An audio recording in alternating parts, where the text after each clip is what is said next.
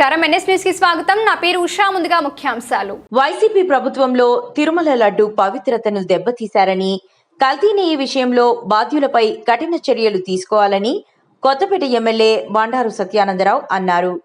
తిరుమల లడ్డూలో కల్తీ నెయ్యి జరిగిందని సిట్ అధికారులు తేల్చిన నేపథ్యంలో కొత్తపేటలోని శ్రీ వెంకటేశ్వర స్వామి ఆలయానికి ఎమ్మెల్యే బండారు సత్యానందరావు ఆధ్వర్యంలో ర్యాలీగా వెళ్లి స్వామివారికి ప్రత్యేక పూజలు చేశారు. కొత్తపేట బస్టాండ్ సెంటర్లో లడ్డూపై జరిగిన అపవిత్రులను ప్రజలకు తెలిసే విధంగా పోస్టర్ను ఏర్పాటు చేశారు.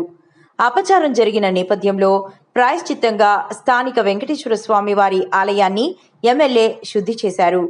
ఈ సందర్భంగా ఎమ్మెల్యే బండారు మాట్లాడుతూ సుప్రీంకోర్టు ఆధ్వర్యంలో ఏర్పాటైన సిట్ నిజానిజాలను నిగ్గు తేల్చి జరిగిన విషయాలను బయటపెట్టడం జరిగిందన్నారు.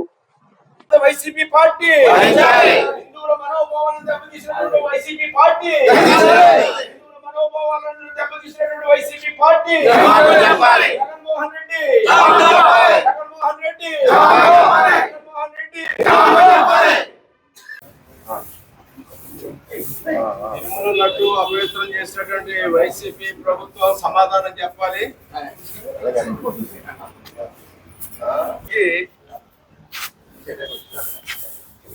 జగన్మోహన్ రెడ్డి క్షమాపణ చెప్పాలి. చెప్పాలి ఎవరైనా చెప్పండి.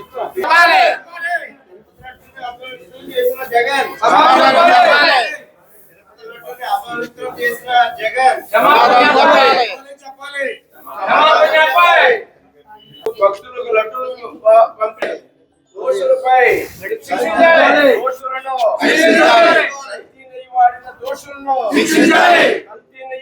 దోషులను జరిగిన ఈ సంఘటన జగన్మోహన్ రెడ్డి జరిగిన ఈ సంఘటన జగన్మోహన్ రెడ్డి జరిగిన ఈ యొక్క తిరుమల అపవిత్రం చేసినటువంటి జగన్మోహన్ రెడ్డి దీనికి బాధ్యత దీనికి బాధ్యత దీనికి బాధ్యత చేయడం కానీ లేదా బెజవాడ దుర్గమ్మ తల్లి వెండి సింహాల చోరీ కానీ లేదా అంత్యవేదిలో లక్ష్మీ నరసింహస్వామి వారి యొక్క రథం దగ్ధం చేయడం కానీ సింహాచలంలో అపవిత్రమైన కార్యక్రమాలు కానీ ఎన్నో ఇటువంటి అపవిత్రమైన కార్యక్రమాలు చేస్తూ దేవదేవుడైనటువంటి తిరుపతి వెంకటేశ్వర స్వామితో కూడా పరాచికాల అన్నట్టుగా ఈనాడు ఆనాటి ప్రభుత్వంలో వారి తాబేదారులు వ్యవహరించడం జరిగింది. చాలా దారుణంగా మరి వెంకటేశ్వర స్వామి పవిత్రతను దెబ్బతీసేలా వ్యవహరించారు.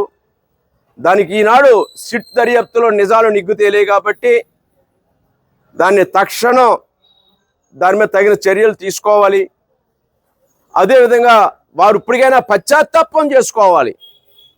జరిగిన తప్పుని కప్పుపుచ్చుకొని మళ్ళా కోర్టులకు వెళ్ళి ఇంకో రకంగా ప్రయత్నం చేయడం కాకుండా కనీసం చేసిన అపచారానికి పశ్చాత్తాపం చేసుకుని పశ్చాత్తాపం వ్యక్తం చేస్తే కనీసం భగవాన్ వెంకటేశ్వర స్వామి దేవదేవుడు వాళ్ళని క్షమించడానికి అది అవకాశం ఉంటుంది.